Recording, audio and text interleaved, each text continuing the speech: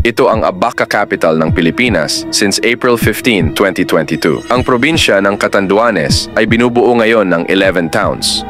Mula sa mga katutubong Aita, sinasabing mga taga-Borneo na ang pumalit na residente sa lugar na ito, na sinundan ng mga Malaysians at Chinese merchants o seafarers. Sa pagdating ng mga konkistadores, napansin agad nila ang mga kubo sa islang ito, kung kaya Isla de Cobos ang unang naging pangalan nito, hanggang sa isinilang ang Catanduanes, isa ring Hispanized na salita na nagmula sa native word na tandu, isang uri ng ohang o beetle sa Ingles. Tinawag din itong Katanduan o Katandungan dahil sa dami nito sa lugar. Maaari din umano na ito'y salitang Malay, meaning a place of refuge in time of danger. Isang lugar silungan kapag inabot ng malakas na ulan sa laot. May isa pang bersyon na tinawag daw itong Samdong, isang uri ng puno at kasamdongan dahil sa dami ng punong ito rito. Ang kasamdongan at katanduan ang naging basehan para tawagin ito na Catanduanes sa sumunod na yugto. Mula sa mga Augustinians na napalitan ng mga Franciscan missionaries, hindi nawala ang suliranin nila sa mga piratang dagat. Napasailalim ito sa probinsya ng Ambos Camarines at Albay, hanggang sa sumapit ang October 26,